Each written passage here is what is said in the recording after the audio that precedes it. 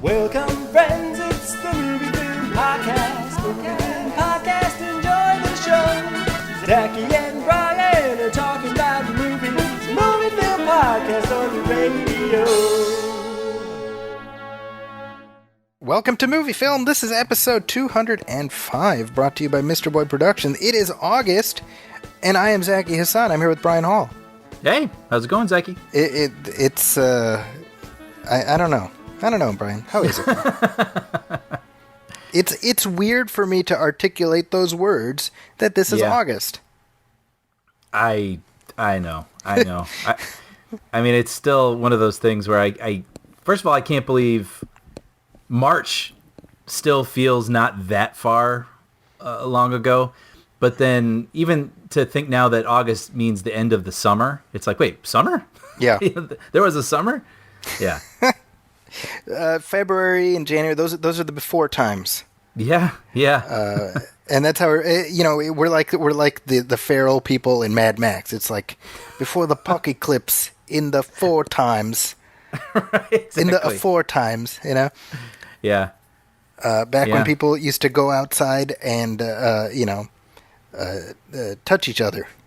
Right. Not right. Inappropriately, just in a friendly way. In a way of humanity, just showing affection for their fellow human. Yeah. And no longer. No, that's no longer the case. So. Now it's like, put on a mask! Asshole! Yeah. Yeah. It's weird because I am firmly in the, yes, when you go outside, wear a mask camp, you know? However, as tends to happen, extreme times tend to draw out extremity in all directions. Mm-hmm. And while I don't want to both sides the wear a mask argument, mm-hmm. I do think rather than yelling at people who don't wear masks, maybe just like give them a wide berth. I am so glad you actually said this because I am, yes, very firmly in the wear a mask camp because it is literally the least you can do. And it's an act that shows you care about your fellow person, right? Right. But yes, I don't think we gain anything by being jerks and provoking and trying to create some sort of viral video on your phone and just acting superior. It's like, just, if this really is about compassion, then try to be compassionate. Some people don't end up deserving this compassion, but let's try to put as little negativity and nastiness out as possible. I was about to say, I think we tend to generate the kind of energy that we like, and some people enjoy basking in negativity, and I'm kind of like, well, I'm old school. I'm of the days where you would just subsume your rage at other people and turn it into a bleeding ulcer. That's right. The era I come from. Yeah. 80s kids. No. That's right. I grew up with Kevin Arnold's dad. That's how. Right. Yeah, that's how fatherhood was modeled. How's your day to at me. work? It's so true. But By the way, did you ever watch? I know you've seen The Wonder Years, but do you remember that episode? I think it's from season 1. I may have even mentioned it before, but it's Kevin is afraid of his dad, right? Mm-hmm. He comes home grumpy every night, and then he gets to go to work with his dad one day, and he sees what his dad endures, and then comes home and he sees his dad in a new light, and his dad even sees his son in a new light. It is so beautiful. I think I might have even cried. Like, it's a perfect short film about a father and son. It's so good. I'm sure I have seen the episode. It doesn't jump into my recollection right now, but certainly that aspect of the show I'm acutely aware of because my kids are now at a point where they've got their own shit that they do and they talk amongst each other, and occasionally I hear them talk about me. Oh, really? Yeah, I mean, not like, oh, Dad's such an asshole, but like, oh, like, Dad's going to say this or whatever. And I'm like, it's weird to be inscrutable. Like, I'm that inscrutable presence in their lives. Right. And that's weird, Yeah. as far as I'm concerned, they're the supporting actors in the Zaki Hassan story. Yes. But vice versa is true also, I know it's easy for me to forget that even, with my parents or whoever, or even like your teachers when you're in school. It was a weird phenomenon to see your teacher during the summer. Right. Right. And you're like, wait, you get groceries? You? Yeah. But for them, it's like, they had a childhood and then they went to college and had stories and had heartbreak. You buy swank? You? Right. Right. But they have good days and bad days and wins and losses. But to me, they're just this weird figure that I see for an hour during the week, Yeah, it's funny. So that's something. I mean, my oldest is a teenager. My second, he's 11. Yeah, and it's again. I'm sure I said this on the show before, but it's like I remember being 11. Right. I have full recollection of what I was like, what was at the forefront of my thoughts, how I perceived my parents, and it's weird to be on the outside of that now. Yeah. Yeah. Anyway, what have you seen lately? Well, not a lot of, obviously not a lot of new things. I guess the only things that are new that are coming out are sort of streaming, but Palm Springs, which I already mentioned, I still recommend. But I saw there was a documentary on Showtime about the Go-Go's, the 80s band, and it was it's called the Go-Go's. And I don't know why. I don't know a ton about them other than some of their radio hits, I suppose. But I just like music documentaries, and I was just kind of curious what their story was. And I really enjoyed it. I thought it was really good. It's it feels like a bit more robust of a behind the music. Like I didn't feel like it got too into the nitty gritty, but they were all involved, so maybe that was part of it. Oh, sure, Someone's like, "Nah, don't talk about that. Don't talk about that." But they don't hold anything back. I mean, it's interesting. They were this sort of all-American girl seeming band, but it was huge. I mean, if one of the lessons of this documentary basically is drugs are bad. But they had a lot of old footage, and I thought it was interesting that they started as this punk band where they would wear garbage bags and write these screechy, really fast songs. And I was like, oh, wow, I had no idea. That's kind of cool. And then they basically wrote some of their hits, did their first album, but the producer of the album was like, whoa, slow down a bit. And so they did, and they're like, yeah, that's pretty good. And then when they actually listened to the album back, they're like, oh, crap, we're a pop band. Like they did, just by slowing the songs down and sort of defining them a bit, they were like, wait a minute. And it actually led to a member leaving because they're like, no, like my identity is punk. And that's so hilarious. I don't know, it's just stuff like that. It's just kind of interesting. The song is, that like Our Lips Are Sealed. Yeah. Which when you listen to it again with a new context like this about them writing it, you're like, damn, that is a really good song. I mean, the chords are so good in that. And so it's kind of cool. Just a little window into a world I didn't know much about, and I thought it was pretty entertaining. How long is it? How long is the documentary? I think it's like an hour, 40 minutes maybe. Oh, okay. So it's a meal. Yeah. And it was interesting too because their first song, We've Got the Beat, which again, when you it's so ubiquitous, you don't think about it, but when you watch it in a new light, you're like, oh, that's a really well constructed song. I can see why that's a hit. And then it gets into the pressure to write another hit, and you're like, oh man, I like, can't I just live off of this? This was really hard. So they kind of get into how difficult it was to just sustain, and yeah, I recommend it. It was on Showtime. And then the other thing I watched, so for our Sunday movie nights, we were doing this sort of AFI 100 sort of thing, but with Netflix Party, through that app, you have a limited amount of movies that are on that list. So we went to Starship Troopers, naturally. Okay, so you went a different way. Yeah. But we did it because a lot of people in our group hadn't seen it, and I'd only seen it once, so I'm not super familiar with it.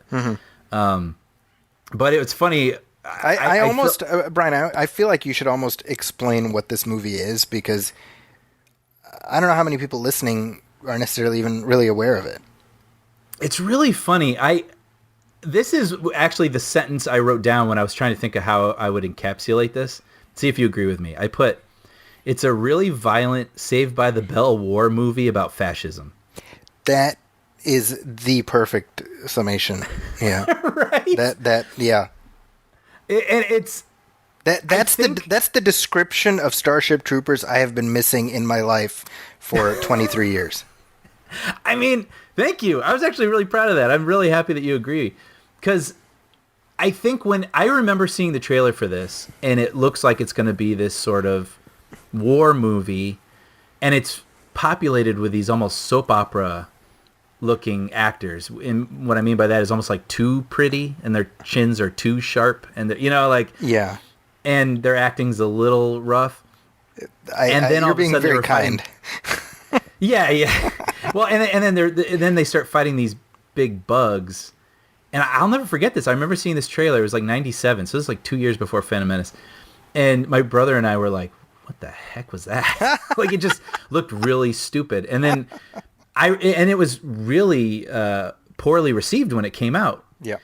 And I think in the years since, people have realized, this movie came from Paul Verhoeven, who did RoboCop, which is this sly satire, and, right? And the writers of RoboCop also. Right. And so this movie is actually kind of a satire about fascism. Yes. And when you view it through that lens, I mean, I don't think it's a brilliant realization of that concept, but it is certainly a take on it, and it's told through these like really, it's like a Saved by the Bell episode with violence. Like, I mean, the stories is like, this girl likes him, but he's into this girl, and they act like Saved by the Bell acting almost. But then there's just these crazy war sequences, and they're fighting these bugs that are, I don't know. It's a crazy movie. But it was only the second time I'd seen it, but I was like, even for taking it on the surface level as just this kind of action film that's really goofy, I still found it like really enjoyable. Yeah, it's an interesting one, because I think I see what Verhoeven was trying to do. Yes, very much, and so I get that and I appreciate that. I feel like he's let down by you can't even sugarcoat it. I mean, Casper Van Dien in the lead role is terrible. Yeah, but I actually thought you were going to say something else. Don't you think it's on purpose? I think he was cast on purpose. Yes, that's actually what I meant. Not that he was cast on purpose, but I think, let me put it this way. I think you got Michael Ironside in there and Neil Patrick Harris. I think those two are the only guys who were like in on the joke. Yes. And Neil Patrick Harris especially. Yes. Right. He almost has to be with the character he plays. That's very true. Yeah. And so I like all the satirical stuff. I like how it starts out. I mean, basically the only thing missing in the opening is what's her name? Lisa Gibbons. Yes. Oh, yeah. They do the same interstitials, right? With the comical, talking about a man on death row tonight at 11. Yeah. Sort of thing. Totally. Yeah. So it's, I appreciate its intentions. I think it got a little away from Verhoeven, and I think part of that may be that the studios, I think there's 2 studios involved, right? Oh, I'm not sure. Who co-funded, I'm pretty sure. I think they just wanted something, a little more ordinary.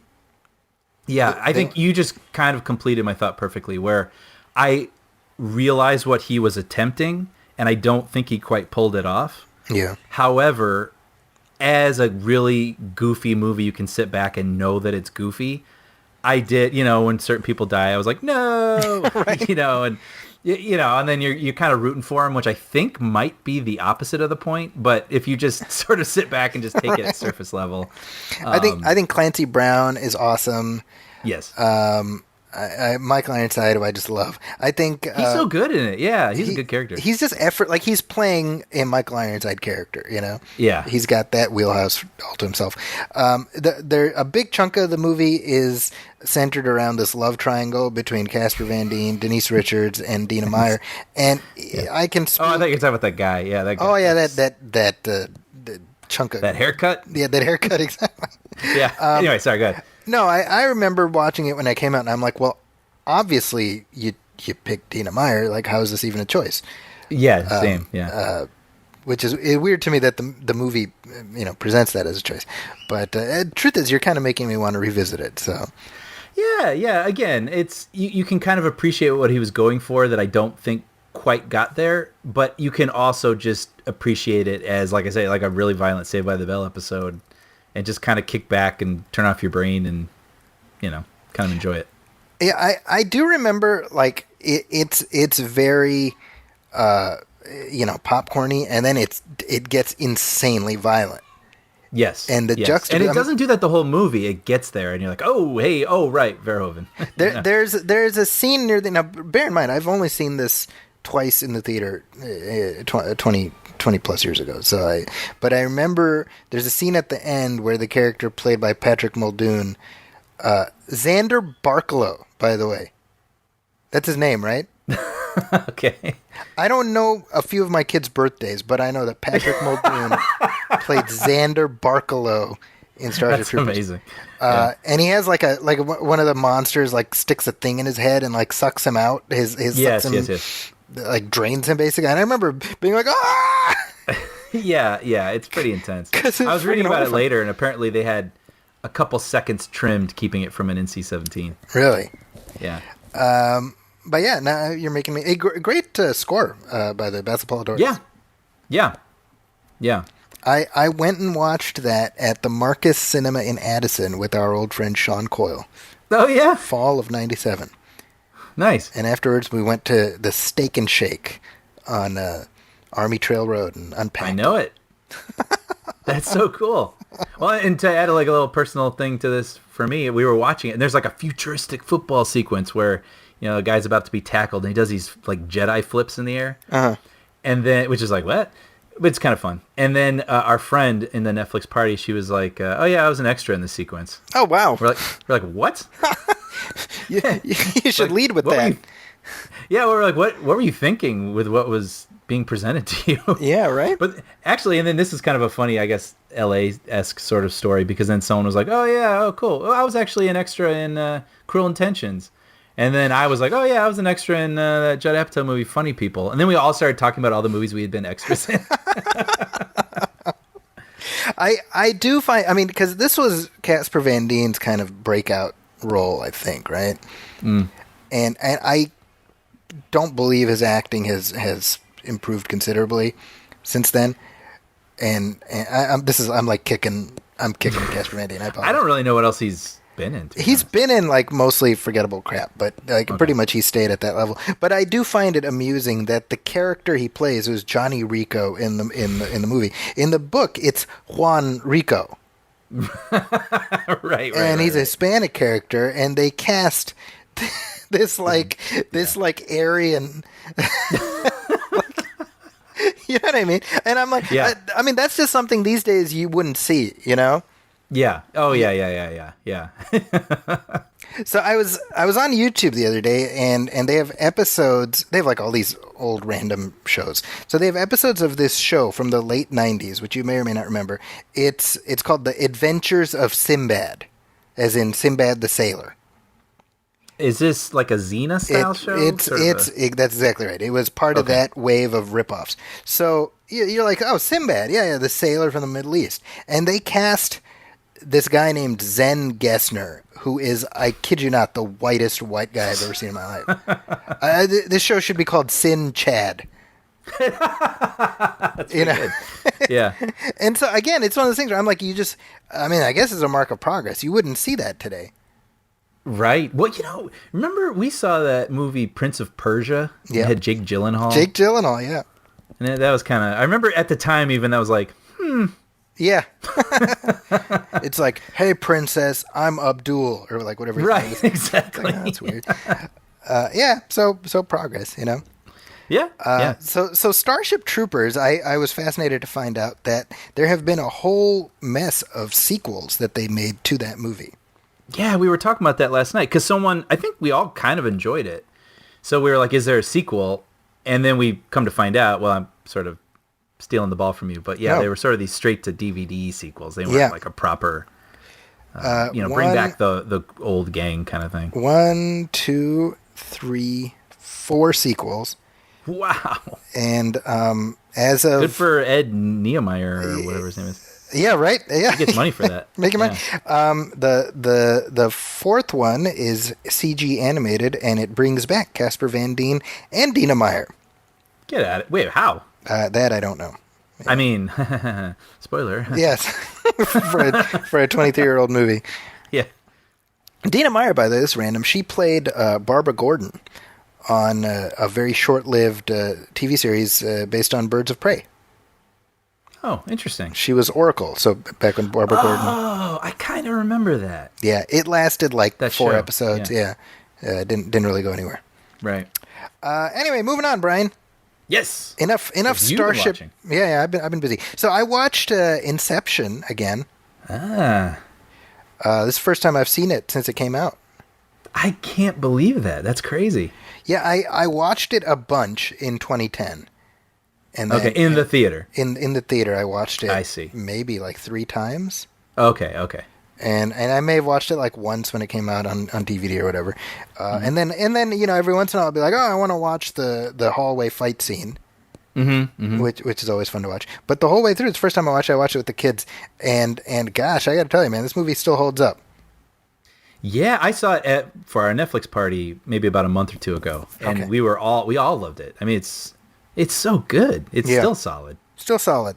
So that is one that I feel like would be worth coming back and doing a commentary track for.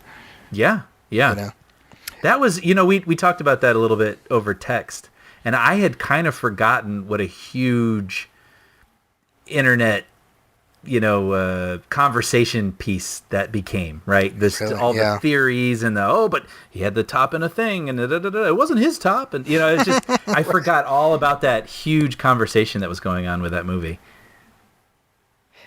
Yes, I feel like many an evening was spent by high school and college students at Denny's. Right. Yes. Yeah. Now, granted, you and I were both well past that demographic, but I would imagine that for the people who are in that specific age range, it would mean even more. Yeah. And it's nice. It's nice to know it holds up because you certainly there are those movies that were very impactful at a certain point in your life, and then you come back to it and you're like, okay, well, I was kind of an idiot then, obviously. Right. Amazing. Speaking specifically about that hallway fight, when you look at the work that went into doing it practically, and it is something that would have been very easy to fake digitally. Sure. And it would have been fine. Like, this is not denigrating digital artistry, but the decision of Christopher Nolan, who I would imagine, I'm sure is a lovely person, but he's probably a huge pain in the ass for some of these technicians. Probably, yeah. Who have to figure all this shit out, I still can't quite figure out how they stacked those actors and spun them and tied them up. It's just, I mean, they built like this tunnel with like computer controlled pivots, and it's just bananas, Yeah, but it's so worth it just to see Joseph Gordon-Levitt's hair tilt and his shoulder thud into a wall, and it's the other thing that is and you said this back then. You had emailed me after you're like, I think this is the first like great scene of the 2010s, great movie scene, and I think you were borne out because the rest of the decade was just shit after that. And then also I think even we were talking about iconic imagery. Yes. And I said, I feel like we're getting less and less. I mean, E.T. Across the Moon. Right. It's just going to live forever, even if that movie doesn't still, resonate the way as deep as it did for generations. But that image is just going to last forever. But yeah, I feel like we were getting less and less of that imagery. But I thought that, cocked sideways hallway with Joseph Gordon-Levitt standing in it, that was one of the first memorable 21st century images I could think of. It would go in like the montage that you would see at AMC like before the movie starts. Right. All the different clips. The other thing, I watched it with the kids, and what was cool for me is they were on board with every layer of dreaming. Like, they were never lost. And that too says something. Like, the movie lays out the mechanics of the dream world, and it does everything but have Leonardo DiCaprio turn to the camera and be like, all right, you got this? Right. But it works because again, I was paying attention to my kids. They were like, okay, no, that's that dream. And well, why isn't he? Well, no, because he's sleeping. Because that's that dream. Like 13 and 11, It's amazing. Isn't that cool? Yeah, but it's so clear. I mean, one of them's raining, and one of them, like it's perfect. Yeah. So I'm looking forward to talking through that with you at some point. Yeah. Another movie I'm looking forward to talking through with you at some point. I just rewatched the 5 original Planet of the Apes movies. This is no surprise to anybody who listens to this show, but I watch those movies a lot. But it had been a little while. Last time I went through them was 3 years ago when the the War for the Planet of the Apes came out. Right. And so over the course of quarantine, we've just been going through different film series. So we wrapped up what was last. I can't remember now. I think it was Lord of the Rings. And like, what's next? I was like, and they're arguing. They're like Pirates of the Caribbean, and this. I'm like, well, I'm never watching those again. I was like, how about this, guys? I put on Planet of the Apes, and before you know it, 5 movies later. Wow. And this has been fun for me because my youngest son, he's 6. He's like, oh, can we watch the next Planet of the Apes? I'm like, get him started early, Yes, right. But I think you and I talked before about doing a commentary for Beneath the Planet of the Apes, and having watched it now, very fresh, I'm like, I think I can talk through this. I think this would be fun. Yeah, you're making me remember. I just said maybe 2 episodes ago they had been on Turner Classic Movie Channel. So you said you watched 2 and 3. Yeah, I watched 2 and 3, and then I don't know if I didn't DVR the other or whatever, some circumstance. But you're making me. Yeah, I'd like to go through them. That'd be a fun sort of series to. I mean, you got 2 more left, so yeah. I might even start from the beginning just to go do the whole deal. I mean, I wasn't say the qualitative drop, but more like the production quality drop from movie 1 to movie 5 is substantial. Right. Because by the time they got to the 5th one, they had like $1.50 and a bunch of monkey masks to sort of put on a show, Right. But to me, it's like getting 5 movies out of that concept is itself 5 back then, and then 3 more, 4 if you include Tim Burton. I mean, that says something about how much juice was just in that original movie. To be able to get so much retained interest, Right. So maybe we can do Beneath as our next commentary. Yeah, I'm into that. Things I just watched, Brian. I watched. This is for the San Francisco Chronicle. I watched the 2nd season of The Umbrella Academy. Yeah, I'm aware of this show, but I have not seen it. I'm curious to hear about it. Same as you, I was aware of it. I knew it was. It is based on a comic book published by Dark Horse Comics. It's created by Gerard Way, who is the front man for My Chemical Romance. Oh, interesting. It's kind of random, right? Yeah. So it's like an X-Men type scenario where you have this enigmatic professorial type finds these superpowered children all over the world, and he adopts them and brings them to his school, where he raises them to combat superpowered calamity. So it's a riff on X-Men. In terms of concept, but in terms of execution, it's very quirky and whatever. And so my story with this show is, again, I don't have enough time to watch a lot of TV, but my editor at the paper is like, hey, can you do this? I was like, yeah, no problem. And this is like Monday morning. Oh, yeah, when do you need it by? Oh, Wednesday morning. And I'm like, okay, well, I've not seen any of it. So right. So I'm literally, without exaggeration, I reach out right away to the rep at Netflix. They hook me up with the episodes, and I've got my AirPods in my head, and I'm walking around the house holding my tablet. Oh, man. Just trying to get these episodes watched. I mean, basically 20 episodes, right?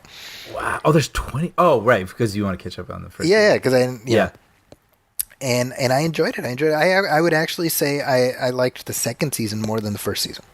Oh, wow. Well, yeah, that's great. Yeah. So, I can't give anything away, but interesting concept, quirky characters, and I feel like the run time is just about right. Like each episode is 45 minutes.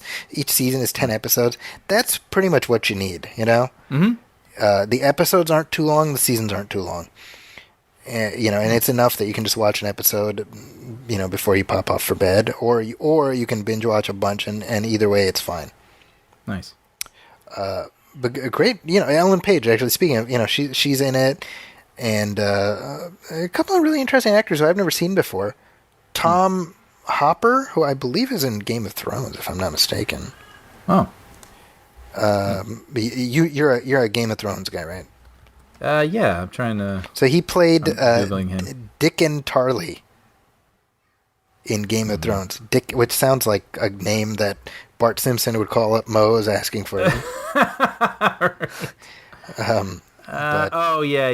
kind of recognize him now.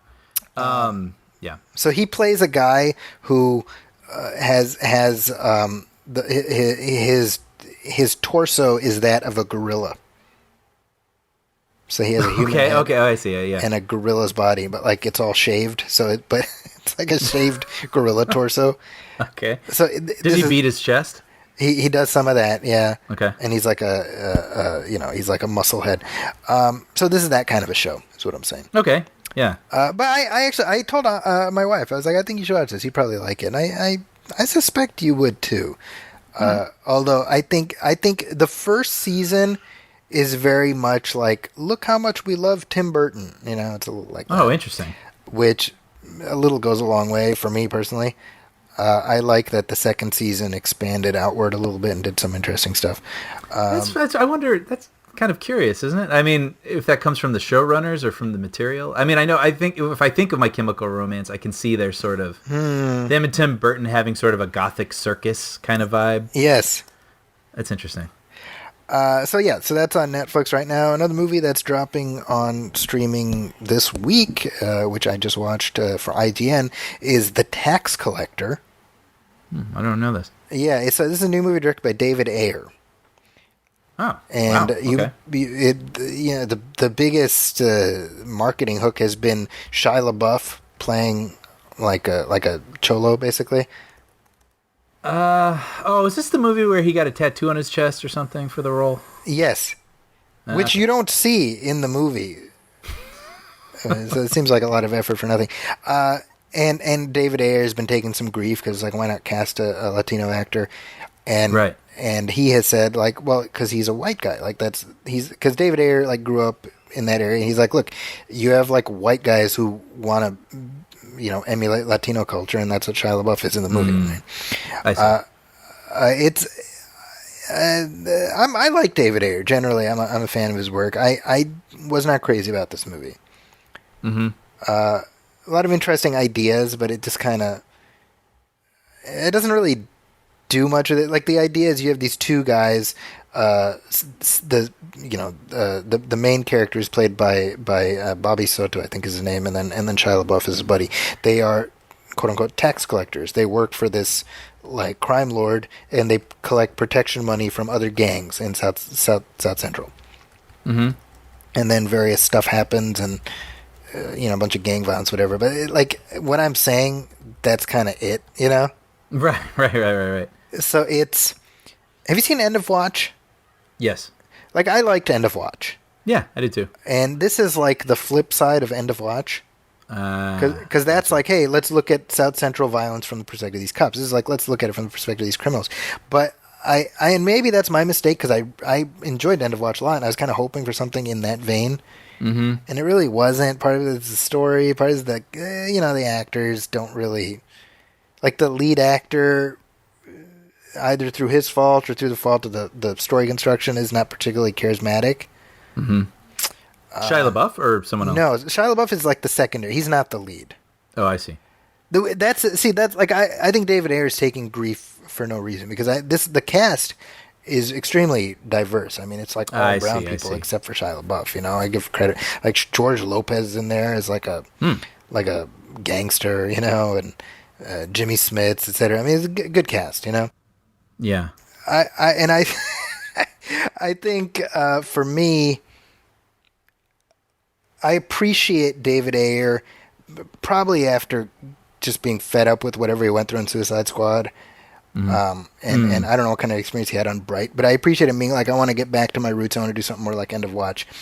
So I applaud that instinct. I just wish the story was cooked a little longer, Right.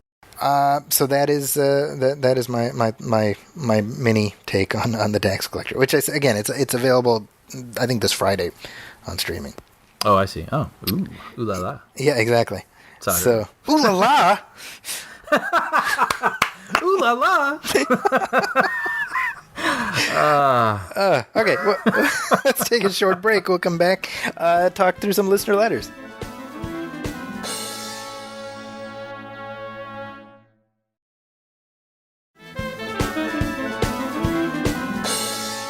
And we are back, and Brian, it's been a couple weeks since we've done a regular show, which it sucks because, of course, we'd prefer to record more often.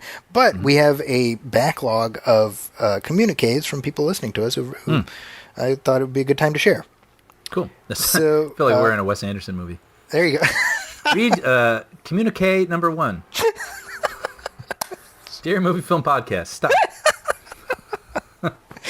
Okay, this is from Things Thomas. are well at the chateau. Stop. This is good. What you're doing, I love it. I'm seeing it. You're visualizing it in my head. Yes, you're right.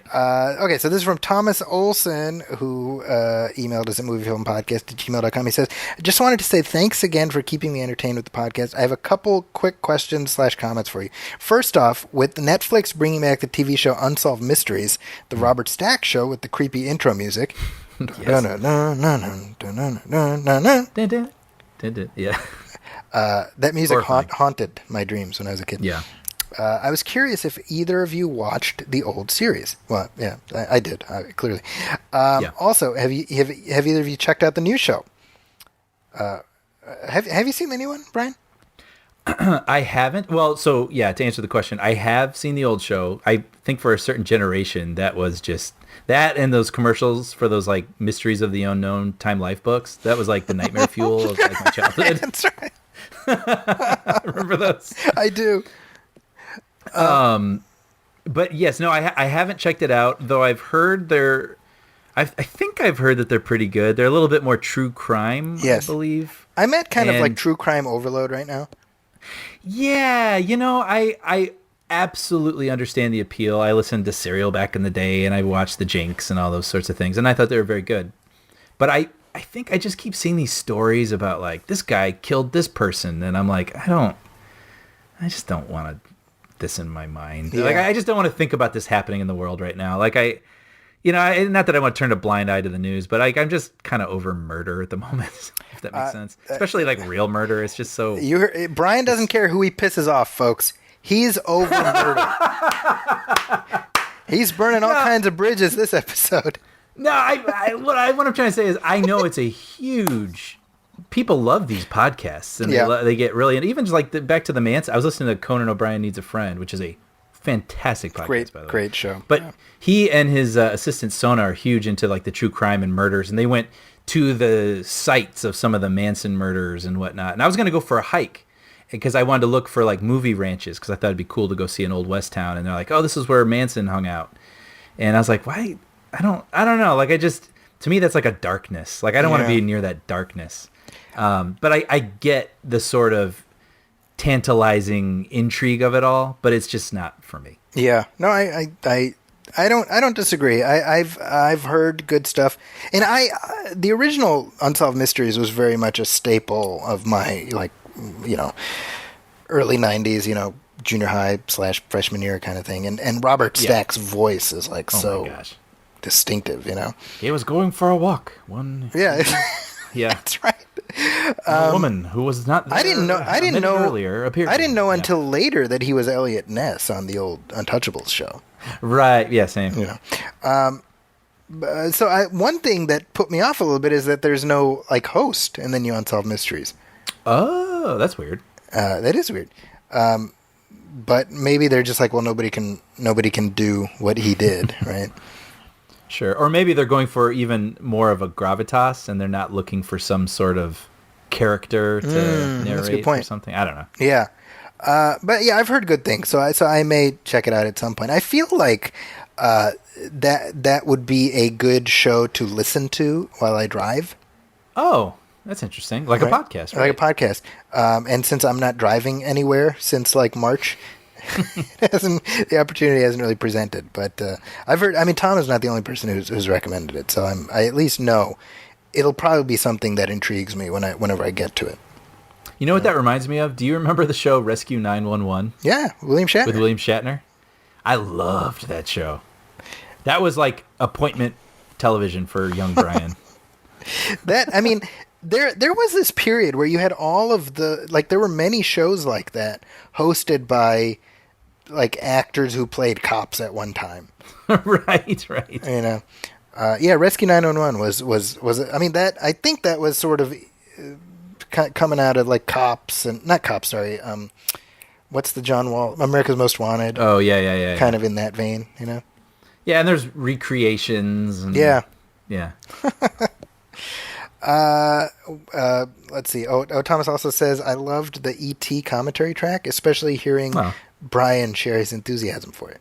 Oh, I appreciate that. Thanks, Thomas. If you can get anyone to check out E.T. based on your enthusiasm for the track, I mean, that'd be a check in your column, Brian.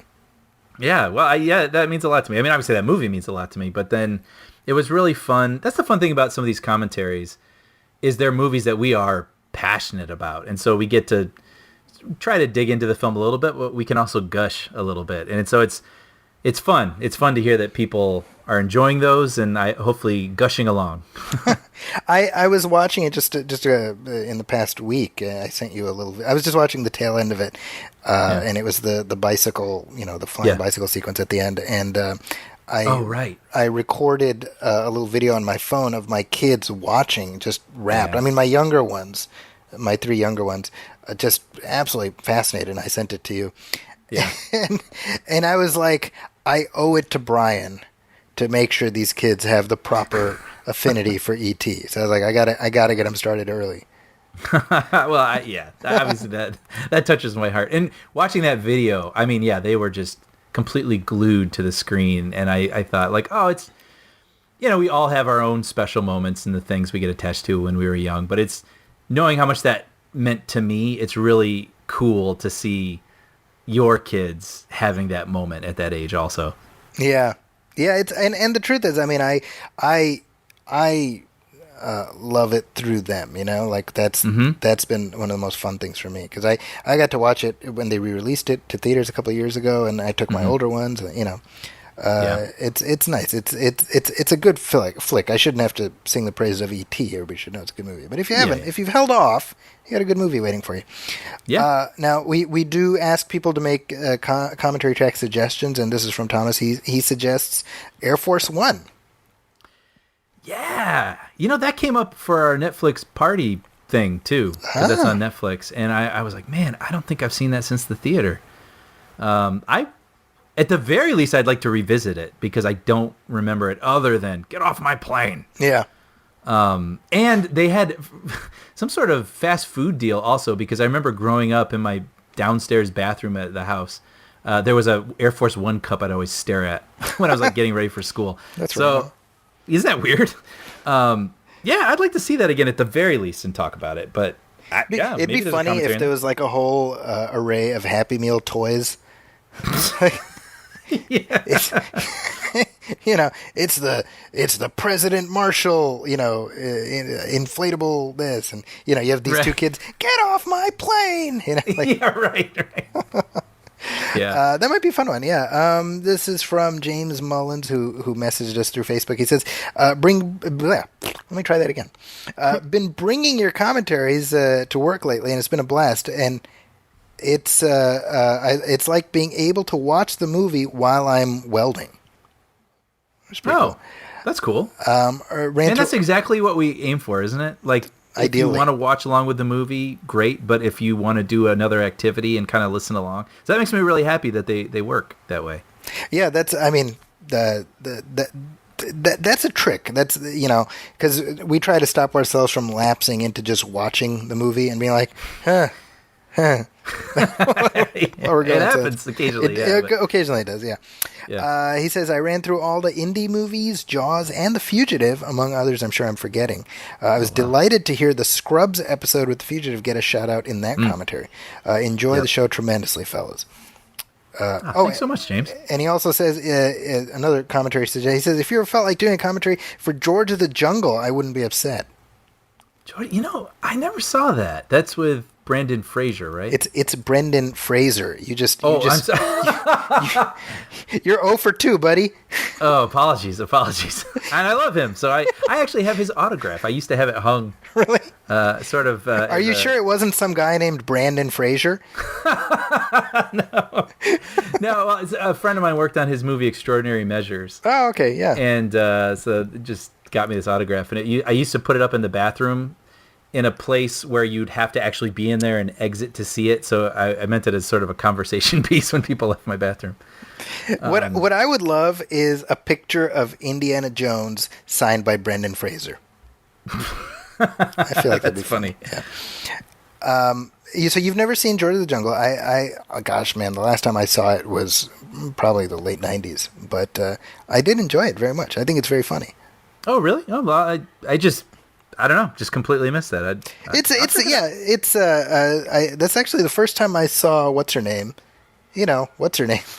Why am I? I wish I knew who it was so I could say it immediately as if I completely understood. Rory Calhoun. No. Judd Apatow's wife. What's her name? Oh, Leslie Mann. Leslie Mann. Thank you. Yeah, first time I saw her was in that movie. It's got a great cast actually. Thomas Hayden Church is in it. John Cleese is like the voice of the monkey. It's not bad. It's amusing. You know what's funny? They made a sequel and they replaced Brendan, and it's with Christopher Showerman. And he, in the before times when I worked at an office, he actually was a massage therapist who would come in every Friday. And It was funny because you would look at his list of the people who signed up for it that day, and it was just every woman in the office had signed up. And it's funny too because you'd watch them all exit the room wherever he had his setup, and they're all like, "Oh, bye, Chris." Like everybody was so enamored with him. It was so funny. Can I just tell you something? Stories like that are why people listen to this show. Right? I mean that's just like a fun, great story that little factoid, little anecdote. That's great. Yeah. So you never know, George of the Jungle. I'll add that to our list it's a long one now. Jeez. Of movies. That's great though. Glad we have a well. Yeah, exactly. Lots of stuff to pull from. So we got actually Corey Hebine wrote to us, and this is very nice of him. He wrote 2 emails, one for you and one for me. Oh. That was nice of him to do. Yeah. So he says, for Zachy, with all the ER binge watching, which, Brian, I don't know if you know this, but I've been watching a lot of ER lately. Yeah. Right. My daughter, my wife was, my daughter was in bed next to my wife, and my wife's like on her phone, or whatever. And my daughter gets two blocks, about the size of her hand. She puts them on her chest, and she goes, "Clear." No, are you serious? I'm not making that up. So that's how much ER we've been watching. That feels like that should be a commercial for an ER marathon that's going to be on USA or something. It's crazy because everybody is like fully invested in this show. We were watching one a couple weeks ago, and my 11-year-old walks in as this old lady is like dying, and the doctors are just standing to the side, not doing anything, and he goes, "Oh, did she have a DNR?" Which, DNR means do not resuscitate on the show. Right. These kids. So Corey asks, he says, if you were out in the world and someone collapsed next to you and you see a cart full of medical equipment, would you feel comfortable enough with your 13-season it's only 10 seasons, but medical knowledge to jump in and intubate and anything else needed to stabilize the patient? And the answer to that is, well, yes, I would. But I have no sense of my own skill set, so it wouldn't end well for anybody. And you could probably rely on your children, give me a clamp, and they'd be like, do it. There you go. Sterilize that. This is funny, though. He says, P.S. I was actually thinking about this just a couple weeks ago. Did you get to the part when Benton, who's played by Eric LaSalle on the show, moves to Schaumburg, and everyone was so sad that they would never see him again? I remember watching that first run and thinking I could make that drive in 20 minutes. That is hilarious. It is and I feel like that's such a specific Chicago thing. So for those of you who don't know, Eric LaSalle leaves the show, and you know, when George Clooney leaves, like, oh, he moves to Seattle, which is like far away, and you know, Anthony Edwards dies, obviously, is like a brain tumor, and it's like they needed to figure out something for Eric LaSalle. So he's like, yeah, I got a job in Schaumburg, at a hospital in Schaumburg, and they have this whole thing where Noah Wiley like hugs him. He's like, I'm a good doctor because of you, and it's like this big thing, and I'm watching this, I'm like, that's like 40 minutes tops. Right. You guys can get breakfast every week. Right. And I feel like, you know, unless you lived in Chicago, you just wouldn't understand that. Right? Yeah, that's really fun. I love that. It's so specific. You could get breakfast every Friday if you wished. I mean, because I lived in Carroll Stream, which was about 10 minutes away from Schaumburg, and I went to school in downtown Chicago, about a mile away from where County General is in the show. So I made that drive all the time. It was not some horrible inconvenience, you know? Right. This is his last, you know, again, it's like, you make sure you stay in touch, okay? It's like, all right. Well, you know what? They weren't texting back then, so maybe it was... I mean, it's like 2002, you know? Email existed, you know? That's true. Friendster was around, you know? Friendster. But yeah, I'm up to 10. I'm on the 10th season. Wow. Which is crazy. I don't think I've ever gone through a show this quickly. Yeah. I actually think the last episode I watched just last night is where Paul McCrane, who plays like the asshole, you know, chief, is killed by a helicopter crashing on his head. And like the previous season, that same character had his arm cut off by the tail rotor of a helicopter. Oh. So helicopters were this guy's Moby Dick, you know. Right. And it's fascinating because it's this moment that's so out of sorts with sort of the manufactured reality of the show. Because it's so sort of it's so heightened that I'm still wrestling with whether it's brilliant or ridiculous. I was just, without you even saying that, I was like, oh, that doesn't feel... Yeah. You know, so it's you know, just looking online, that's sort of like the shark jump moment of that show. Oh, well, every show's got to have it. Perceived that way, yeah. But I'm kind of like, you know, this show lasted 15 seasons, and it's almost like you can break it up into 3 phases. Like you've got the beginning up until Clooney leaves. There's like the first 5 years, and then after Clooney to when the helicopter drops on dude, there's like the next 5 years, and then, you know, the final 5. So it's almost like roughly overlaps. So my point is this: for a show to remain watchable for that long is, right. I think it's impressive. Very, yeah. You know, and I'm looking forward to the next. You know, I got like five more seasons left. So nice. That's good. That's good. It always gets a little sad, sort of when you only have a few pages left of a book, or if you're watching a show and there's only a couple episodes left. So nice to get a little cushion left. So I'll be keeping you posted on my progress through a year. Yeah, and keep us posted on all the new medical things that your kids that my kids are doing, gleaning also.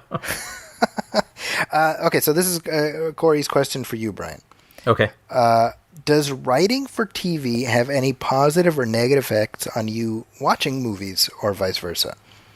Like, since TV episodes are shorter, do you watch movies and just think what they could edit out or chop down to get to the point faster? Does watching a lot of 90-minute movies make it harder to write a 22-minute episode? Is it frustrating not getting everything you want in that short time frame? That is a really, really good question. I mean, I guess the short answer is no, not really. I think for me, especially the show I work on, there's definitely... It has its formula, and I don't mean that as a pejorative, but the show is about these dogs, and they always have a mission, and then they go off on it. And so it's TV shows to me have their own sort of tempo and modes, and so they always tend to have a cliffhanger at the end and get you to keep watching the next one, and so I don't mind them as chapters. I guess it's similar with a book, right? They just have these sort of chapters, and I don't mind them chopped up. But then when I watch a movie, it unfolds in its own unique way. Yeah. And so it draws you in, if it's well done, through that language. And so for me, no, yeah, I don't find it difficult, or I don't find myself editing movies very often into television shows. A good movie works with the moving parts it's supposed to have, and a good TV show moves with the moving parts it's supposed to have. So that's a great question, though. But yeah, for myself, I don't find that. Do you at all ever? I mean, can you relate to that question, or? It's different, right? I mean, the writing I do is from the critical side. Mm-hmm. So I think I was going to say script doctor, but that's the wrong, script stitcher side is always working, mm-hmm. where I'm like, why is this here? Why not do this? Why, so that definitely plays in. But I mean, I don't know, when I'm reviewing any artifact, I try very much to look at it as what it's trying to do, and does it achieve that? Mm-hmm. Rather than it could have been this. Mm-hmm. Does that make sense? Yeah, no, absolutely. And I think, sorry, no, you finished. No, that's all. Well, and it makes me think of some of my favorite shows in the past several years had been, Breaking Bad and Mad Men. And I think what those shows did so well was they weren't going to solve the series problem in a matter of hours, right? So they just found these ways to dig a little deeper into these people's experiences that was leading them along a path that was heading somewhere, right? Yeah. And I really enjoyed continuing to check in with these people as they navigated multiple different sort of scenarios that affected the overarching goal. And I think, and that's what a good television show does. And I think with a movie, there's an immediate goal. Sure. And you're just going to spend 90 minutes or 2 hours figuring out how, in a different sort of storytelling mode, we're going to see A, B, and C. And I'm very curious how they're going to get to C. Yeah. So, yeah, they're just kind of apples and oranges to me, I guess. Well, there we go. Let's take a short break and then come back, talk some trailers, and we got some headlines, too.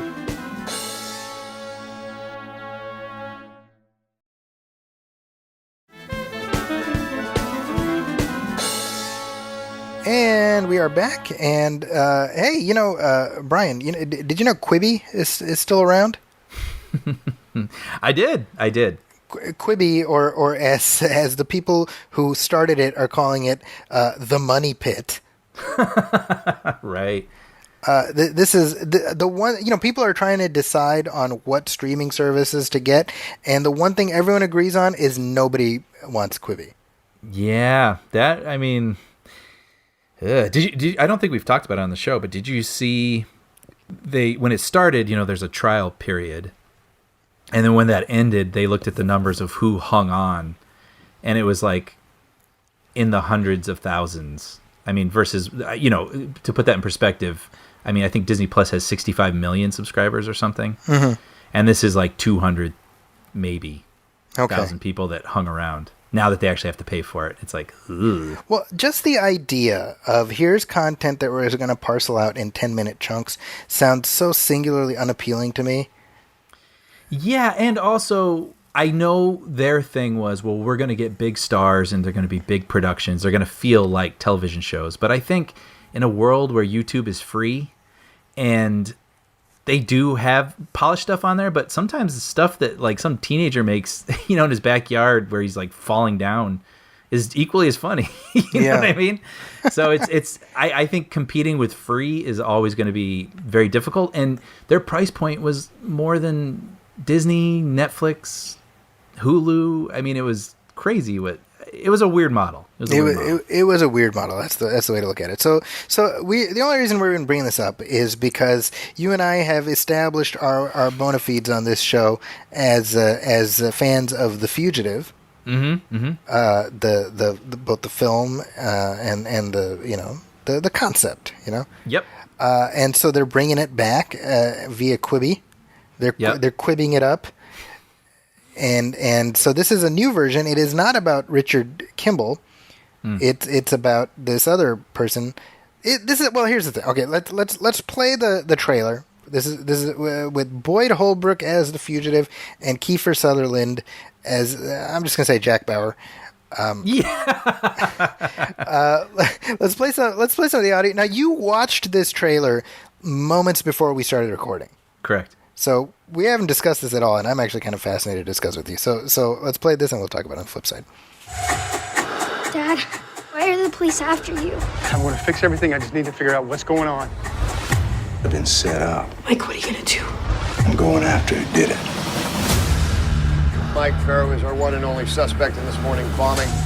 He is currently at large and armed. We cannot assume that this will be the only attack. And if encountered, he's to be shot on sight. We're gonna take him down. Now, Brian, before we even talk about this trailer, I just want to read you the first sentence of the review of this series via EntertainmentWeekly.com. Zachy, after I watched the trailer, I copy-pasted the first comment off of the YouTube page because I was going to bring it up too. The first sentence or the first comment? The first comment. Oh, I'm sorry. It was the first comment. I imagine it's the same thing, but go ahead. I'm sorry. So the first sentence, it says right here, there hasn't been a bad version of The Fugitive until now. Oh, okay. That is different than the first comment. I'm sorry. I misunderstood, but the first comment I saw was, I would definitely watch this if it wasn't on Quibi. Well, there you go. I think we just defined the poles of this conversation. You know what? All right. Maybe I'll embarrass myself here. I was watching that if that was on like TV or Netflix or something, I would watch the first episode and see what it was about. Now, I agree with you. Yeah, I mean, look, it's not like, ooh, I got to see that. Not by any stretch. However, I was like, okay, I'm curious. I mean, we've established, we like the concept. I like Kiefer Sutherland. He's Jack Bauer. He's even saying like son of a bitch, and that was like Jack Bauer's catchphrase. That was his catchphrase. I was just waiting for him to go, damn it. A breathy damn it. That's funny. But yeah, I mean, unfortunately on the platform, I'll never see it. And it occurred to me when it was over that it was going to be in 10-minute increments. And I was like, no. My thought was, why even call it The Fugitive other than having, people like us being like, oh, The Fugitive, right? Yeah. Like, because I'm like, look, the fugitive concept, to me at least, is linked to this very specific character and circumstances. Yeah.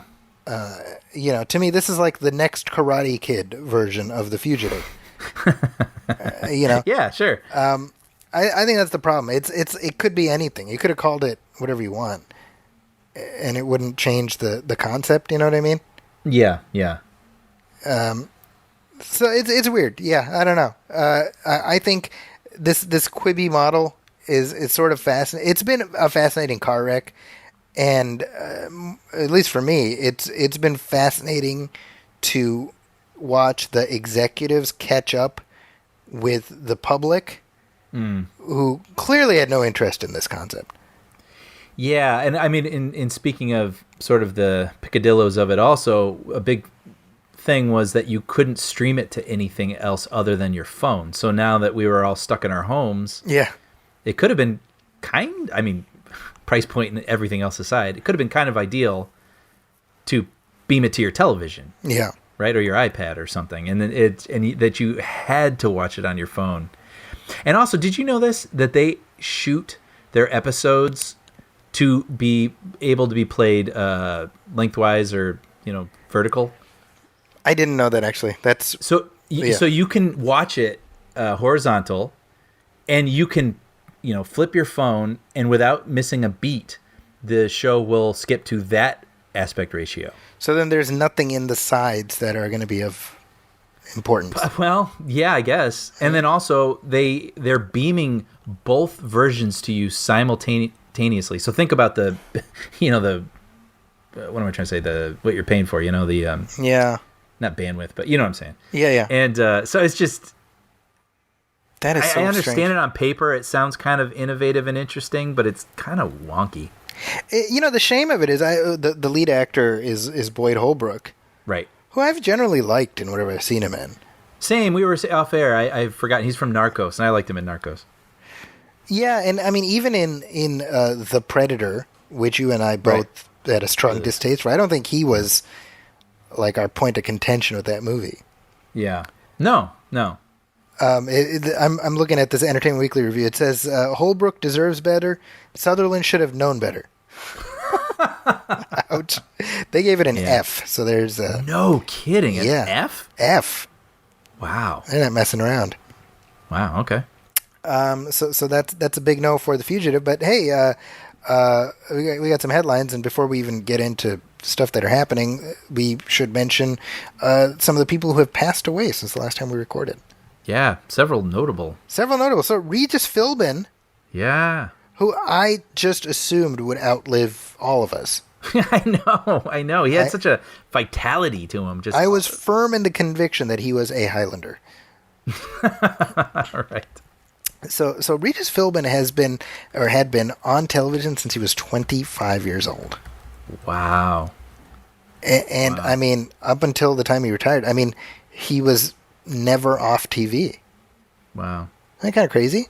It is. And I just, so, I mean, just think of the generations. I mean, we know him obviously from like Regis and Kathy Lee and then on to the Who Wants to Be a Millionaire. But I mean, just that it goes so much further back than that is incredible.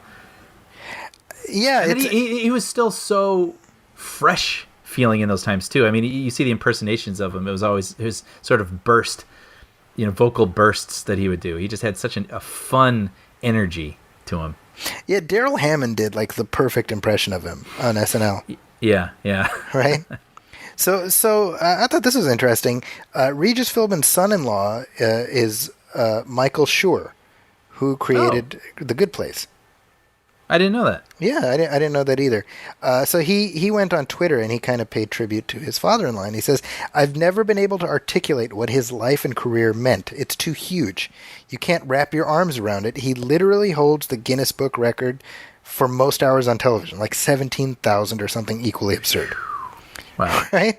But he says, "Luckily, I've never had to articulate it because most people just kind of get it. For decades, Regis was always there on TV, chatting and complaining and making people laugh. He needed no explanation." Yeah. Just an entirely likable presence on television. Yeah. Yeah. I mean, Who Wants to Be a Millionaire also was just such a phenomenon. I mean, that aired multiple times a week, and it was so addicting. And, so many moments that I remember from that show even. I mean, who remembers key moments from a game show? Isn't that funny? Later? Like the first guy to win the $1 million, Yes. he called up his dad Yes. as a lifeline. He's like, "Hey, Dad, I'm just letting you know I've just won $1 million." Yeah. Oh, I mean, it was so brilliant. Yeah. I remember, actually, speaking of SNL, I remember they did the parody where it was Daryl Hammond as Regis and Will Ferrell is like in the hot seat. I'm going to look this up immediately. And right, and he gets the $100 question, which is like the first one, and then he's like, "Regis, I'm good. Like, I'm just gonna take my 100, and I'm gonna, Right. I can hear it. Yeah, right. Yeah. But Regis Philbin, he will be missed. He was, how old was he? He was like in his 80s, I think. Yeah, that feels right. I've forgotten. He was 88 years old. 88. Another legend who is gone, Olivia de Havilland. Yeah, she was 104. She was the last, basically like the last actor from the Golden Age, right? Right. Yeah, Gone with the Wind, Adventures of Robin Hood, which Robin Hood came out in 1938. Amazing. Wrap your head around that. Jeez. Joan Fontaine was her sister. I mean, she came, sort of got back into the headlines recently because of like that show, right? Feud. Oh, I hadn't even put that together. Yeah. I didn't follow that show very closely, but yeah, was that about her and? Yeah, she was suing. Well, because She's portrayed in there by, and I forget who, but she sued FX for basically using her name and likeness without permission, because Catherine Zeta-Jones plays her in the show. Oh, I see. But yeah, 104 years old. I mean, imagine how much, forget like real world history, but how much Hollywood history she lived through. Yeah. You know? Yeah. Wow. It's amazing. I think about that sometimes too, where I'm just like, I don't know that I would want to live that long. I don't know. I mean, it depends on how present you are and how plugged in and, you know, what you're getting out of life, I suppose. Yeah. I mean, it's I guess plugged in is the right, you know, whether like at some point you wonder if you're just going to be a burden on a bunch of people who don't really know you. Right. You know? Yeah. I don't know. But regardless, a legend. Yep. And this just happened a couple days ago. Wilford Brimley passed away. Yeah. 85 years old, Wilford Brimley. Yeah. Known for diabetes commercials. Right. I mean, for a whole generation, and the way he pronounced it, diabetes. Diabetes. Yeah.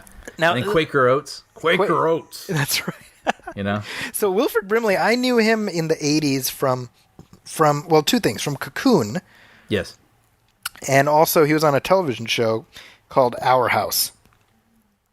I don't know if I know that. Yeah, it was like a 2-season, you know, dramedy on like NBC, I think. And he plays like this grandpa whose son passes away. So he has his daughter-in-law and her kids move in with him. Okay. And that show was the first time I ever saw Shannon Doherty, actually. She was the daughter on that show. Oh, interesting. I think Deirdre Hall was the mom. Mm-hmm. But my point is, as long as I've been alive, I've known Wilford Brimley as the old guy. Yes, which is funny because, I mean, I say this as a point of reference a lot, but he was in Cocoon, which is a movie about senior citizens. Yes. Right, in a retirement home. And he was 49. When he was cast in that movie. He turned 50 during filming, and so to wrap your head around that, and when you see him, you're like, yeah, he looks like he belongs in an old folks home. It's just awful.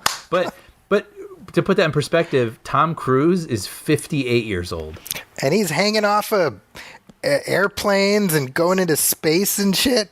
Yeah, so I mean that's just one of those weird, kind of things you find out in the Google age. I mean, we are less than a decade of Wilford Brimley in Cocoon. Think about that, Brian. I know, it's so weird. I gotta mention also though, I crazily enough know him probably best from Battle for Endor. Yes, that's right. Right. So after Return of the Jedi, they made 2 TV movies for Star Wars, and they focused around the Ewoks. So there was the Ewok Adventure, which was some family crash lands on a planet and whatnot. Then there was the Battle for Endor, and he was some sort of human hermit guy who encounters our heroes. And that was, for me, really exciting. There was more Star Wars, and I taped it off TV, and I was young and I didn't know better. I watched that all the time. I haven't seen it since I've grown up. I'm kind of curious, to be honest. But anyway, I have to mention that. Well, there you go. Wilford Brimley. He will be missed. Yep. 85 years old. 85. Here's another thing that might be gone soon, Brian. I'm talking about your favorite app, TikTok. Do you use TikTok, Brian? I do not. But that doesn't, I mean, you know, on Reddit and whatnot, you see people posting videos all the time. So I've seen many TikTok I've seen videos. people... I feel like TikTok has gotten more traction lately because people are just stuck at home with nothing to do. Yes. So they're just lip syncing Debbie Gibson stuff or whatever. And you know what? I mean, it's probably easy to dismiss when you. I'm not judging. I'm not. I know you're not. I know you're not. But I remember like Vine and TikTok seem somewhat related, where there are these little bursts. I mean, they're 10 seconds long or something or other. And it's its own art form. And when someone figures out how to tell a really good 10-second visual joke, it's really hilarious. Yes. I've seen a lot of funny stuff come out of that. I'm sure there's a lot of stupid stuff too. But yeah, you have to separate the wheat from the chaff. Exactly. Right. But regardless, President Trump has issues with TikTok because he says, security concerns because it's partially owned by China or fully owned by China. And he's like, by September 15th, no more TikTok. I was shocked when I saw that headline. But, my first thought, though, I was like, it'd be funny if all of this is because of that one woman who, I don't know if you've seen, she's made a name for herself. I think her name is Sarah Cooper. I have seen these, yes. She lip syncs like Donald Trump comments. Right. And she really has become like the only way to hear him talk. Right. She's very good at it, too. It's very good, yeah. It is a performance. And it would be so on brand for him to ban TikTok because of that. Right?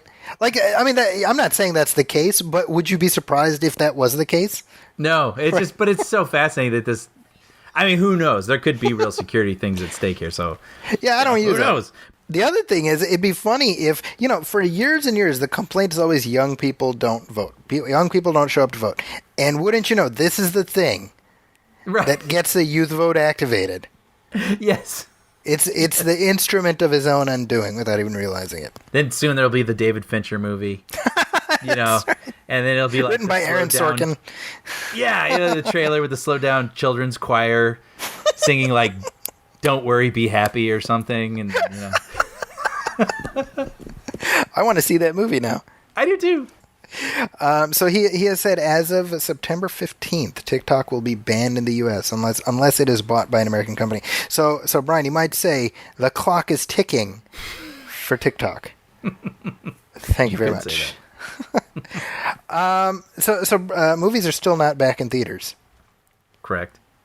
What's the last movie you saw in the theater? Well, indoor. I guess drive-ins apparently. Drive-ins seem to be flourishing to whatever extent they can flourish. Yeah. The last movie I saw in a theater was Onward, and I think I mentioned it, but I got really bad food poisoning during the film. During the film. A pleasant experience. I saw Invisible Man, so that's it goes back a ways. But the concern has been with movie studios starting to release content on VOD. The theater chains are getting very upset. AMC is the country's biggest theater chain, and it's also in the biggest hole, money-wise. Right. And so, when Universal released Trolls World Tour, which I have not seen yet, nor do I plan to see, ever. Oh, I thought by now you would have surely seen it with the kids. Never. They don't know it exists. That's the arbitrary line in the sand I've chosen to draw. Yeah. So they, Universal bypassed theaters and just said, here it is on streaming. And AMC was like, oh yeah? Well, we're not going to show Fast and Furious 9 and Jurassic World 3. What do you think of that, you little so-and-so? And I think Universal was like, all right, good luck with that. Yeah. And cut to, like, last week, Universal and AMC have forged a deal, which I think is basically AMC throwing in the towel. Yeah. Kinda. Yeah. Right? I mean, where they said there has to be a theatrical window, but it is, what was it? Like, it's days. It's like 18 days. Yeah, something like that. 17 or 18 days. So, yeah, and that's one of those things when I saw that where during this pandemic, everyone is saying, oh, it's the death of the theatrical experience. I'm like, well, we'll see. I mean, are things going to change? Yeah, I'm not, stupid. Like, this is a shift for sure. But I was like, look, I don't think this is like the death rattle of theaters. But when I saw this, I was like, ugh. Like, this is a new precedent. Here's the thing. Okay, if you have an 18-day window from theater to VOD, and let's say VOD pricing initially is let's say it's $20, which is what it's been during the pandemic, right? Mm-hmm. If people say I can wait 2 weeks, pay $20, watch this movie at home, I think optimistically you can write off a third of the theatrical audience. Yes. And if that's the case, it'll be a long time before we see another forget $200 million opening weekend. I'm going to say $100 million opening weekend. Yeah, I mean, that's going to change the movies we're going to watch moving forward. Right. Yeah, and I think it'll have to be some sort of Tenet, Wonder Woman type spectacle to get everybody out.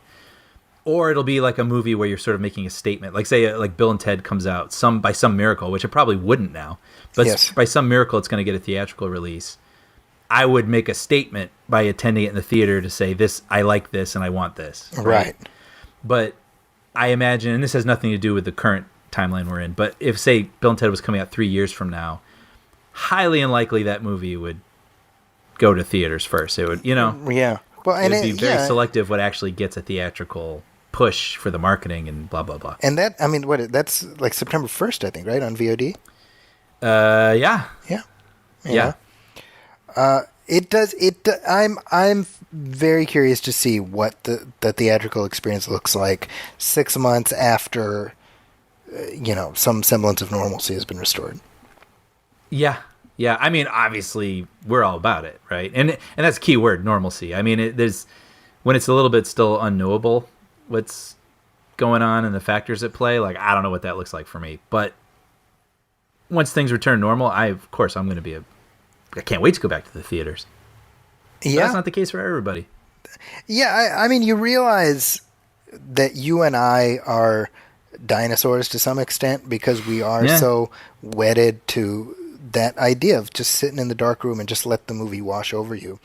And that is not the cultural coin of the realm that it used to be. Yeah. Well, we are almost Wilford Brimley's age in the film Cocoon. Touché. So we're just waiting for a Steve Guttenberg to show up and some aliens. Yeah, and show us how things are done. So that's. Wait, real quick. Yes. What about your kids? Do your kids anticipate a theatrical experience? Like when Avengers comes out, if it was the theater versus watching it on your television, I mean, what would their feelings be? They are my kids.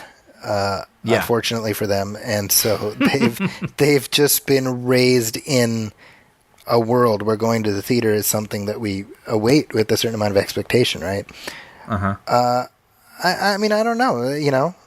That's an unknowable. Mm-hmm. Because kids are adaptable too. So you say, okay, well, theaters aren't a thing anymore. Okay, we'll just watch it at home. Sure. Well, we'll see. I'm curious what happens next. And speaking of that, I mean, the delays keep piling up. Disney just announced this past week that Avatar 2. Are you sitting down, Brian? I am now. Swallow that sip of water. Avatar 2 has been delayed again. Yeah, I said swallow. He's spitting out my coffee. No, it was supposed to come out. It was supposed to come out 7 years ago or something. Right. They had scheduled it for end of 21. And 21, right? I think so. And now it's been pushed to 22. Right. Which gives us a full 13 years between the release of Avatar 1 and Avatar 2. Yeah. So obviously this movie, with sequels, you tend to coast on the goodwill of the film that came before it. Yes. And obviously that will happen a bit with this one, but in a way it almost has to do the first thing again. Prove its existence. Yes. That much, many years apart. Yeah, I'm pretty sure. I revisited the first one for an article I did for the Chronicle, and I was like, all right. I didn't dislike it, but I was also like, I could have done something else during those 2.5 hours or however long that movie is. Again, just for the record, I will never bet against James Cameron. Nope. Nope. And I want to see another James Cameron movie. I want to see this movie. Sure. I'm just like 4 more Avatar movies, 13 years after the first one. I don't know. I don't know. James Cameron rarely loses. Yes. And so you wonder. So he's like, "You darn right, I'm going to make 4 more of these things, and you're going to watch them." But you wonder, right? I mean, they've sort of made a little cushion for themselves where you put this out, inevitably, I think they're doing more than one at once, right? So you get your sequels, but if they don't perform, will one or two of them be canceled? How will James Cameron take that? I don't know. Yeah. My question is, what's the ownership look like of Avatar? Like, does Disney own Avatar? Oh, I guess so, right? Right, like under the Fox. Or is it something where Cameron owns the underlying IP? Like, because he's always expressed frustration that he doesn't own a piece of the Terminator, or did not up until recently. Okay. So would he make a deal like that again? That's a good point. And so then, much like George Lucas, could he go off? Yeah. And like, all right, fine. You don't want to pay for him, I'll pay for him. Right. Right. Like, I'm curious about that. Don't know. I mean, and somewhat related to George Lucas. I mean, we should mention that Tom Pollock passed away. Right. And I just thought this is just kind of an interesting story about the lawyer who made the greatest deal in Hollywood history. Right. Yeah, we were saying this off air when we were talking about mentioning this. It's so interesting. Every movie has these people associated, making the deals, making this little prop, doing that. But with Star Wars, I mean, think of even the boom mic operator who passed away recently. Right. I know who that guy is. Yeah. But with Star Wars, you get down to the absolute, minutia of filmmaking, and we know who all these people are, and that's just such a ongoing testament. But anyway, yes. So Tom Pollock, who had his own sort of prolific career at Universal, but he was a lawyer, and his first client was with George Lucas, and he is the person who is responsible for ensuring that Lucas retained the rights to any sequels and merchandising. So, which is just, I mean, that's why George Lucas is a billionaire, and why he was able to make Empire the way he wanted. And I mean, he paid for those films. Yeah. And, if it weren't for that as well, then Lucas would not have made $4 billion selling Star Wars to Disney. I mean, he wouldn't have owned it, but he did. And that's all thanks to Tom Pollock making, like you say, the greatest deal in Hollywood history. It's, he talked with Deadline, before his death, about some of the mechanics of the deal. And what's so interesting is how, in order to get the sequel, Fox gave up certain rights. Mm-hmm. So in other words, they were thinking purely in terms of box office, and so they sacrificed the merch and things like that ended up being the real, that's what gilded the lily, right? Right. It says here, this is Tom Pollock. He says, in the deal for The Empire Strikes Back, George made the decision to self-finance. So Lucasfilm made a lot of money in Star Wars and would reinvest the money in the movie. This is all, I mean, we all know this stuff, right? But the deal that was offered to Fox was, you get distribution rights, theatrical and video, around the world for 7 years, and we retain everything else. And by the way, we want the merchandising back. So Fox had started with the merchandising in that first year or two and did very well. Lucas wanted the merchandising back as of the time Empire came back. That meant soundtrack albums, music publishing, television, all rights other than the rights we were granting to Fox under this deal.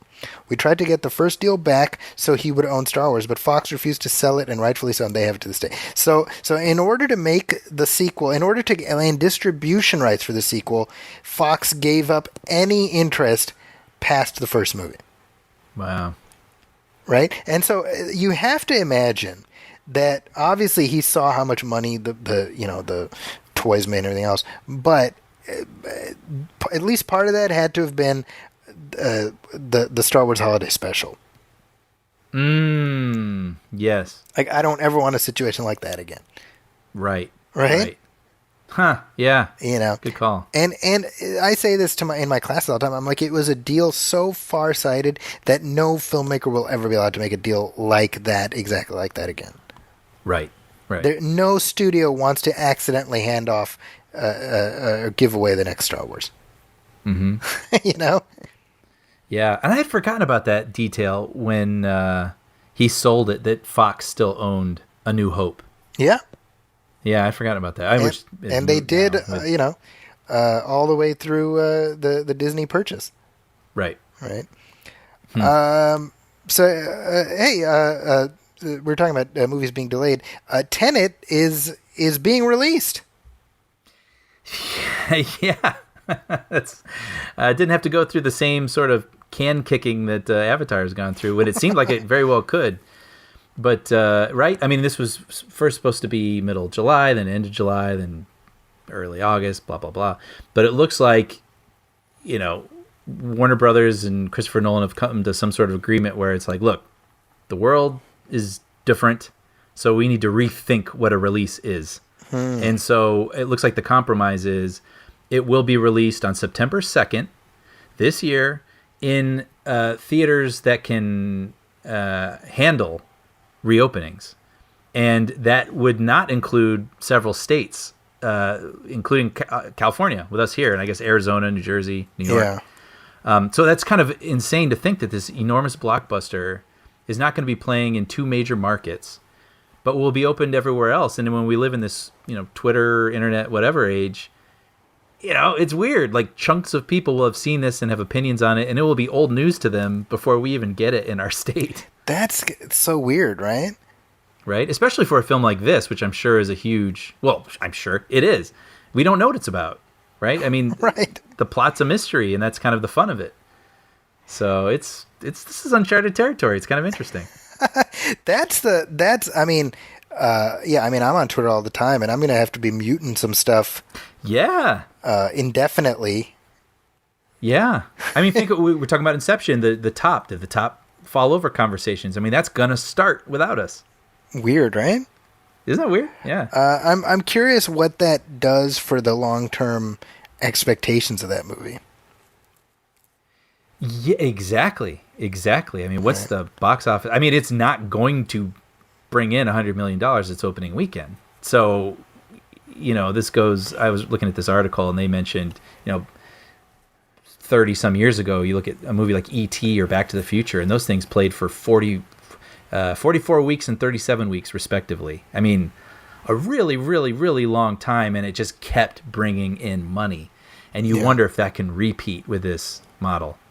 Well, and I mean, this is a movie with a budget somewhere between $200 and $225 million. So that means that in order to be considered free and clear financially, it needs to land somewhere between $600 and $700 million worldwide. Yeah, I've read sort of the rule of thumb these days, as I understand it, is take the budget and it needs to be tripled times 3, right? Yeah. So can it get? I don't know. Overseas is going to have to do a lot of the heavy lifting. Yes. Right. Yeah, and I'm actually not up on this, but I don't know the huge markets like China and whatnot. I don't know if they're ready to do that or. I'm also curious how big of a draw Christopher Nolan is all over the world. Yeah, that's a good point. I don't know. Because the movie's being sold. It kind of depends on the leads, right? Like a DiCaprio movie. Yeah, right? I mean, he is the hook. Yes. For this, and arguably for Interstellar, certainly Dunkirk. Right. And Batman's Batman. Batman is Batman, thing. Right? Exactly. So I don't know. That's going to be. Let's put a pin in that conversation because we'll be coming back to that. Here's another conversation that's long in coming, Brian. Bryan Singer is an enormous asshole. What? Shocking, I know. Now, this does feel like one of those weird open secrets. Yeah. Right, but now the context of our having this discussion is this not just something you and I randomly opine about when the fancy strikes? But there's a story, this year marks the 20th anniversary of X-Men. Excuse me, mm-hmm. last month did, right. last week. And X-Men, of course, birthed not only that franchise, but also really the current comic book movie boom. You could sort of, X-Men was like X-Men was like John the Baptist, if Spider-Man was Jesus Christ, it led, you like that? That's funny. So it really led the way. So it is sort of a quote-unquote important film. And Bryan Singer, certainly when that movie came out, it had this very impressive cast. There's one is coming who is greater than I. I'm sorry. That's really funny. Anyway, go ahead. No, when that movie, it was a very impressive cast: Ian McKellen, Patrick Stewart, et cetera, et cetera. The cast signed on the back of Bryan Singer's credibility because he had done, the Usual Suspects, right, and Apt Pupil, which was less well received. But I mean, he was sort of perceived as a serious filmmaker.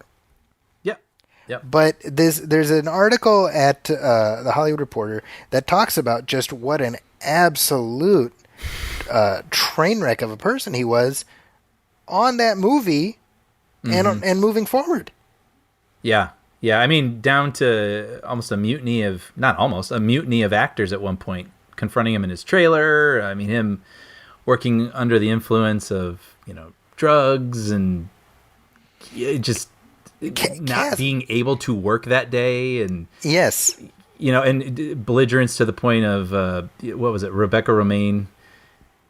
He's having to spend hours in her blue makeup, getting that applied and being like, never mind, I'm not going to use you today. It's just, I mean, things like needless to say, there's far worse things also too, right? I mean, there's the abhorrent and disgusting just sexual allegations, right? Casting people specifically to using that as a carrot for sexual favors.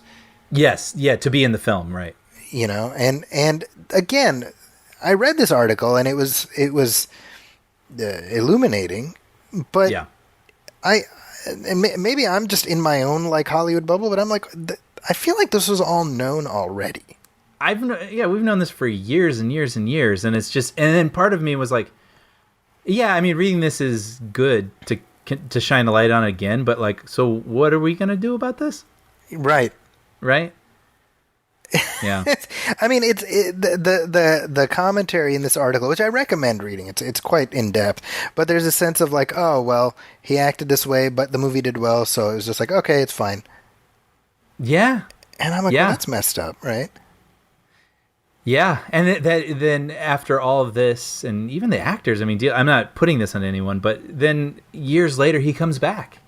Yes. And he's making more X-Men movies, and then he makes Bohemian Rhapsody. I mean, after this whole spectacle and disaster, and all these things had come to light, and he still gets to make Bohemian Rhapsody. It's like, what is going on? The question I have is, and you've been on film sets, you've seen good directors. Obviously, directors exercise a certain amount of control over not merely the art that they're making, but also the set, the environment, right? So my question is, how can somebody like Bryan Singer show up whenever he feels like it, willy-nilly, and still get to claim that the movie represents his vision? I gotta say, and I feel really blessed to be able to say this, but I haven't worked on any movies that were quote unquote a disaster. Right. And so when I read these stories, I actually have a hard time picturing my experience and having that be the situation. It's just hard to wrap my head around because it's like a biosphere that you're creating of not just actors, but I mean people who craft service people and grips and all sorts of different jobs. And there's an office nearby with people who are affected by all this. And I'm just trying to imagine what that would even look like, where you have this belligerent director, and I don't know. I just can't even picture it. Because he directed 4 X-Men films and he produced another one. So he's been involved in 5 of these movies. Right. It's like a 12-picture franchise, whatever it is. And so by the time we get to 2014, 2016, 2 things had been proven. 1, he was a challenge on set. And 2, these movies could survive without him. Right. So what's the calculus in saying, hey, come on back and let's just go through all this crap all over again? Yeah, it almost feels like it's got to be relationships or something. Maybe, right? Because I don't really feel like I felt his presence in those other films. It wasn't like, ooh, this is a Bryan Singer picture. Well, and I mean, I'll grant that, certainly a few of the movies he did are well made. They're good movies. Yeah. Sorry, I do want to be clear. I mean, he is a stylish director. Yeah. speaking of not just pointing and shooting a camera, I mean, he's a good director. Yeah, but being a good director doesn't give yeah. you license to be a horrible person. No, of course not. But I just mean, and by there the are way, other good directors too. You know. Yeah, I mean, you had James Mangold, you had Matthew Vaughn, right? What's his name? The guy who did the Wolverine Origins movie wasn't good, but the director is good. He got dealt a bad hand. What's his name? Oh, is it Gavin? Gavin Hood. I interviewed him too. A lovely guy. Yeah. So they've but he had established the franchise. And by the way, he leaves after the second one, and who do they replace him with? Another sexual predator, Brett Ratner. Right. So there's there's a bigger problem at work here. Yeah, and obviously there's been a reckoning with all that, and we hope that this is actually the path has been split, and we are on a different sort of track with all that. I'd love to believe it. I'd love to believe it, Brian, but I would love to. I mean, certainly there's just insidiousness everywhere. I mean, this is not going to be something that happens overnight, but you just hope that it instilled, like, this is the beginning, and the beginnings are always rocky, but you hope this leads to a point where people feel comfortable reporting misappropriations, and this is the start of something different. Talking of Brett Ratner, I read a story about him on the set of X-Men: The Last Stand, talking to Ellen Page, who at the time was in the closet. I'm already sort of clinching. Yeah, so he basically outs her in front of this group of people, and he's like, what you need is a man to, quote unquote, fix you. Wow. Right? And you read a story like this and you're like, well, first of all, you're just a tremendous asshole. Yeah. But that you know what I mean? That wasn't that long ago, is my point. Yeah. You're talking 2006, 2005. That would have been frowned upon even back then. Yeah, and I feel like when I think of Brett Ratner, even back in the day, I feel like it was all like, oh yeah, he's kind of this douchey dude bro. Yes. We knew that. Right. I mean, we didn't know everything he was doing, but we kind of knew he was kind of scuzzy. Right. But it was just like, Brett Ratner. It's weird how people in positions of power, how they're able to just create this bubble that allows this stuff to propagate. You mentioned Bohemian Rhapsody. It's a perfect example. That. What were they thinking? Yeah. Dude just took off. Didn't even finish the movie, but he gets to have his name on the credits. Right. I forgot about that. Yeah. I mean, anyway, it's a fascinating. Again, this is at the Hollywood Report. It's a fascinating look at the just the kind of the squirmy underside of what keeps the Hollywood machine running. Unfortunately. Yeah, and also that, of course, but it also getting into the whole screenwriting process of it all. You're like, what? So true. Right? Whereas the guy who was answering the phones wrote over 50% of the script. You're like, what? Yeah, and just all the shenanigans where Singer is like, don't tell anybody that you're writing it. Yeah. And then after it's written, be like, hey, it's already been written, so you guys got to give him credit. Like real shady stuff. Yeah. And I do think it's interesting because in that article they mention Ed Solomon and Christopher McQuarrie both having their names taken off in protest. Mm-hmm. And losing millions because right, and regretting that. Right. Because of how much money they lost. It's like, man, what a mess. Yeah. What an absolute mess. It's a shame. It's a shame because, at least for me, I mean, it does to some extent taint my experience with that movie. Right. Which I recorded a commentary track for that, by the way, a year ago with Sean for the Nostalgia Theater Show. Yeah, I listened to that. That was great. That was just he and I just geeking out. Yeah. As we are wont to do on occasion. Well, hey, I guess that's a good place to leave this episode. What do you think? Yeah. That's great. Let's just let our audience marinate in just the concentrated awfulness of the Hollywood machine. I know, leave on such a sour note, but no, I really enjoyed chatting with you this morning. This is fun catching up. It has been a while since we did our regular show, and really, this is the only way we catch up. If not for this show, we would have no interaction. That's true.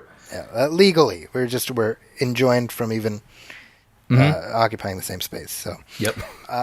but we will be back. Hey, let's say, Brian, how about next week we watch Planet of the Apes, Beneath the Planet of the Apes? What do you think? So, well, you know what? I'll have my people. I'll talk to them. Right. They can talk to your people, and we'll set something up. So we'll find something in the calendar slot that works. Well, hey, you folks, you will have to subscribe to the show to find out when that episode uploads into our feed, because we clearly do not know when that's going to happen.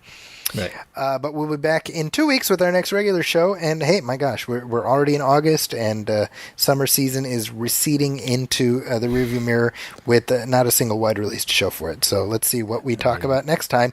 What'll it be? I don't know. We're making this up as we go. I know, but you know what? I'm already looking forward to talking about it with you. It's going to be fun. So I do know this. I will be further along in my ER rewatch. So I'll let you know. I'll let you know how that goes. Yeah. On behalf of my partner Brian Hall, I want to say thank you to everybody for listening, and please go to iTunes and leave a review, leave a star rating. Every little bit helps. If you have any questions or comments, you can hit us up at moviefilmpodcast@gmail.com. You can also hit like on our Facebook page, facebook.com/moviefilmpodcast. Keep that feedback coming, keep those commentary suggestions coming, and we'll catch you next time. Thanks, everybody. Welcome, friends, it's the Movie Film Podcast. Enjoy the show. Zachy and Brian are talking about movies. Movie Film Podcast.